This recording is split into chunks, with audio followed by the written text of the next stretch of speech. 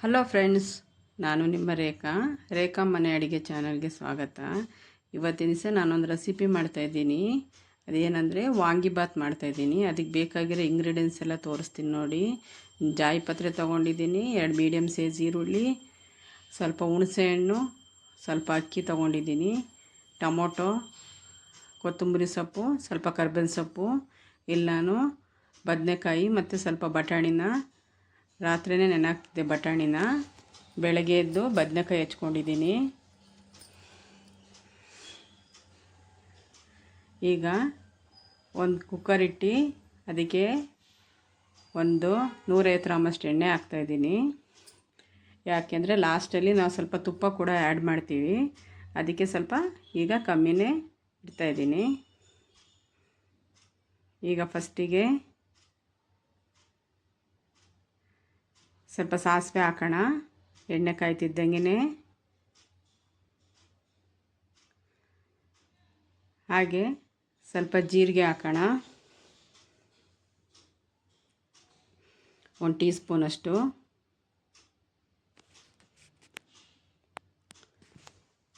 ಇದು ಹಾಕ್ತಿದ್ದಂಗೆ ನಾನೊಂದು ಪೀಸು ಜಾಯಿಪತ್ರೆ ಇಟ್ಕೊಂಡಿದ್ನಲ್ಲ, ಇದೇ ಮೇಯ್ನ್ ಇಂಗ್ರೀಡಿಯೆಂಟ್ಸು ವಾಂಗಿಬಾತಿಗೆ. ಇದು ಹಾಕಿಲ್ಲ ಅಂದರೆ ವಾಂಗಿಬಾತ್ ಅನಿಸೋಲ್ಲ.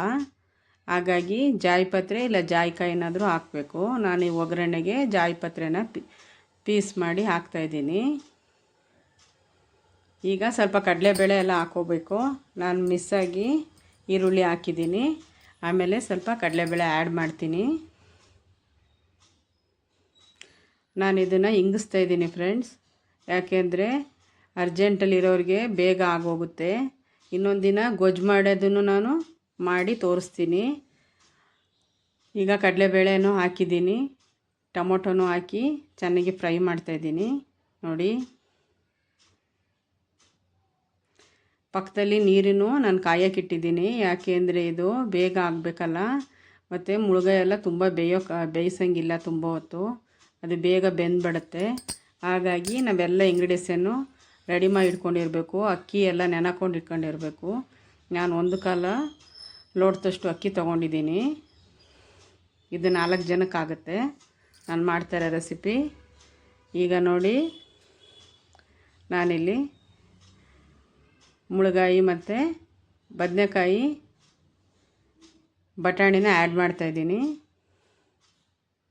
ಒಗ್ಗರಣೆ ಎಲ್ಲ ಆಗಿದೆ ನೋಡಿ. ಕಡಲೆ ಬೀಜನೂ ಹಾಕ್ಕೋಬೋದು ಫ್ರೆಂಡ್ಸ್, ಇದಕ್ಕೆ ಹಾಕ್ಕೋಬಾರ್ದು. ಇಲ್ಲಾಂದರೆ ಫಸ್ಟಿನೇ ಕರೆದ್ಬಿಟ್ಟು ಬೇರೆ ತೆಗೆದಿಟ್ಕೊಂಡು ಲಾಸ್ಟಿಗೆ ಆ್ಯಡ್ ಮಾಡ್ಕೋಬೇಕು. ಅದೇ ಗೊಜ್ಜು ಕಲಸೋದಾದರೆ ನೀವು ಅದರಲ್ಲಿ ಕಡಲೆ ಬೀಜ ಎಲ್ಲ ಆ್ಯಡ್ ಮಾಡ್ಕೋಬೋದು, ಟೇಸ್ಟಾಗಿರುತ್ತೆ ಚೆನ್ನಾಗಿ. ಒಂದು 1/4 ಗಂಟೆಲೆಲ್ಲ ಮಾಡ್ಕೊಬಿಡ್ಬೋದು ಫ್ರೆಂಡ್ಸ್, ಬೇಗನೆ ಆಗುತ್ತೆ ಇದು.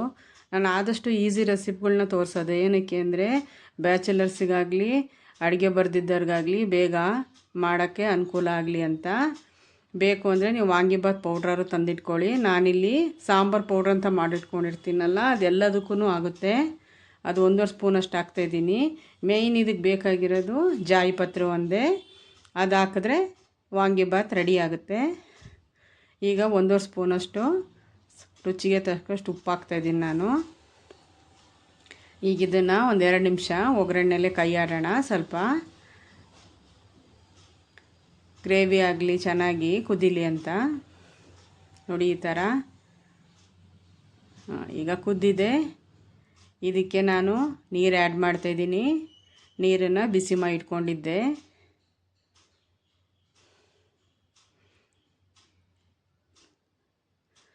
ಈಗ ನೀರಿಗೆ ನಾನು ಸ್ವಲ್ಪ ಹುಣಸೆಹಣ್ಣು ಹಾಕಿದ್ದೀನಿ. ಈಗ ಸ್ವಲ್ಪ ಬೆಲ್ಲ ಕೂಡ ಹಾಕ್ತಾಯಿದ್ದೀನಿ. ನೆನೆಸಿಟ್ಟಿದ್ದೆಲ್ಲ ಹುಣಸೆಹಣ್ಣು ಕಿವುಚಾಕಿ ಸ್ವಲ್ಪ ಬೆಲ್ಲ ಹಾಕ್ತಾಯಿದ್ದೀನಿ, ಟೇಸ್ಟ್ ಇರುತ್ತೆ ಅಂತ ನೋಡಿ. ಈಗ ಸ್ವಲ್ಪ ಕೊತ್ತಂಬರಿ ಸೊಪ್ಪು ಎಲ್ಲ ಹಾಕಿ ಇದು ಒಂದು ಕುದಿ ಬರಬೇಕು, ಅಲ್ಲಿ ತನಕ ಚೆನ್ನಾಗಿ ತಿರುಕೊಡಿ.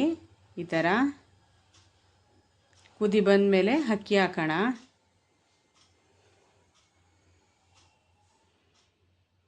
ಬದನೆಕಾಯಿನ ಹೆಚ್ಚಿಬಿಟ್ಟು ನೀರೊಳಗೆ ಹಾಕಿ ಫ್ರೆಂಡ್ಸ್, ಆವಾಗ ಕೈ ಬರೋದಿಲ್ಲ ನೋಡಿ. ನೀರು ಕುದೀತಾ ಇದೆ, ಈಗ ಅಕ್ಕಿ ಹಾಕ್ತಾಯಿದ್ದೀನಿ ನಾನು. ಈಗ ಅಕ್ಕಿ ಹಾಕಾಗಿದೆ. ಲಿಡ್ ಕ್ಲೋಸ್ ಮಾಡಿ ಒಂದು ವಿಷಲ್ ಹೊಡಿಸಿ ಈಗ ವಾಂಗಿಬಾತ್ ರೆಡಿಯಾಗಿದೆ. ನಾನು ಅನ್ನನ ಕಲಿಸ್ತಾ ಇಲ್ಲ, ಅದರ ಮೇಲೆ ಒಂದು ಸ್ಪೂನ್ ತುಪ್ಪ ಹಾಕಿ ಹಾಗೆ ಒಂದು ನಿಮಿಷ ಕುಕ್ಕರ್ ಲಿಡ್ನ ಕ್ಲೋಸ್ ಮಾಡ್ತಾಯಿದ್ದೀನಿ. ಯಾಕೆ ಅಂದರೆ ತುಪ್ಪ ಎಲ್ಲ ಚೆನ್ನಾಗಿ ಹೀರ್ಕೊಳ್ಳಿ ಅಂತ. ಆವಾಗ ಘಮ ಘಮ ಅಂತ ಚೆನ್ನಾಗಿ ಸ್ಮೆಲ್ಲೆಲ್ಲ ಬರುತ್ತೆ. ನಾವು ಒಗ್ಗರಣೆಗೆ ಹಾಕ್ಬಿಟ್ರೆ ಅಷ್ಟೊಂದು ಸ್ಮೆಲ್ ಇರೋದಿಲ್ಲ. ಈ ಥರ ಮಾಡ್ಕೊಳ್ಳಿ ಫ್ರೆಂಡ್ಸ್, ಬೇಗನೆ ಆಗುತ್ತೆ. ನಾನು ನಿಮಗೆ ಈ ವಿಡಿಯೋ ಇಷ್ಟ ಆಗಿದೆ ಅಂದ್ಕೊತೀನಿ. ಮತ್ತೊಂದು ರೆಸಿಪಿ ಜೊತೆ ಬರ್ತೀನಿ. ನಿಮ್ಮ ರೇಖಾ. ಏನಾದ್ರು ಕಮೆಂಟ್ಸ್ ಇದ್ದರೆ ತಿಳಿಸಿ, ಲೈಕ್ ಮಾಡಿ, ಶೇರ್ ಮಾಡಿ, ಸಬ್ಸ್ಕ್ರೈಬ್ ಮಾಡೋದನ್ನು ಮರಿಬೇಡಿ. ನಾನು ಇನ್ನೊಂದು ರೆಸಿಪಿ ಜೊತೆ ಬರ್ತೀನಿ. ಬಾಯ್. ಏನಾದ್ರು ಕಮೆಂಟ್ಸ್ ಇದ್ದರೆ ನಮಗೆ ಹೇಳಿ. ನಾನಿದನ್ನು ವಾಂಗಿಬಾತನ್ನ ಸರ್ವ್ ಮಾಡ್ತಾಯಿದ್ದೀನಿ.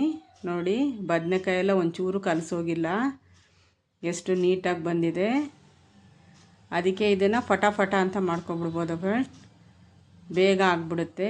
ನೋಡಿ, ಬೆಳಗಿನ ತಿಂಡಿಗಾದರೂ ಆಯಿತು, ರಾತ್ರಿ ಊಟಕ್ಕಾದರೂ ಆಯಿತು, ಬೇಗ ಮಾಡ್ಕೊಬಿಡ್ಬೋದು. ಇನ್ನೊಂದು ದಿವಸ ನಾನು ಗೊಜ್ಜು ಮಾಡೋದನ್ನು ಹೇಗೆ ಅಂತ ಹೇಳ್ಕೊಡ್ತೀನಿ. ಬಾಯ್.